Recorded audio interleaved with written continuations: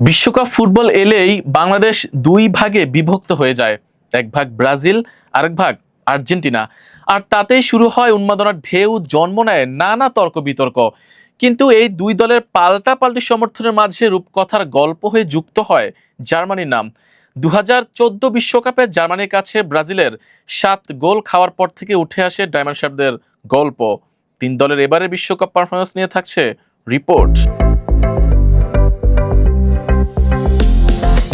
এবারের বিশ্বকাপটা ঝড়ের মতো শুরু করেছিল জার্মানি।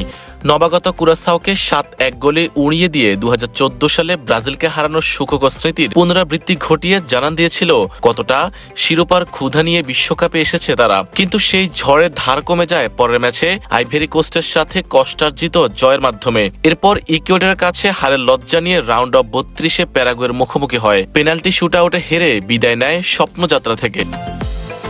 মরক্কোর সাথে ড্র দিয়ে শুরু করলেও গ্রুপ পর্বটা বেশ ভালোভাবেই পার করেছে ব্রাজিল। রাউন্ড অফ 32-এ জাপানের সাথে মরতে মরতে শেষ পর্যন্ত 2-1 গোলের রুদ্ধশ্বাস জয় নিয়ে মাঠ ছাড়ে সেলেসাওরা। পরের রাউন্ড শেষ ষোলোতে নরওয়ের সামনে আটকে যায় ব্রাজিলের স্বপ্ন। 2-1 ব্যবধানে হেরে বিদায় নেয় বিশ্বকাপ থেকে।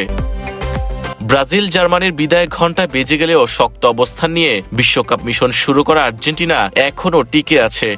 অপ্রতিরোধ্য মেসি বাহিনী গ্রুপ চ্যাম্পিয়ন হয়ে গ্রুপ পর্ব পার করার পর কেপ ভার্দের সাথে টান উত্তেজনার ম্যাচে ভক্তদের দিয়েছে জয় উপহার। শেষ ষোলোতে মিশরের সাথে 2-0 পিছিয়ে পড়ে সম্ভাবনা তৈরি হয় বিশ্বকাপ থেকে ছিটকে যাওয়ার। এরপর ম্যাচের শেষ 15 মিনিটে যা হয় তা যেন চুপ করেই দেখল গোটা বিশ্ববাসী। অবিশ্বাস্য জয়ের মাধ্যমে পৌঁছে গেল কোয়ার্টার ফাইনালে।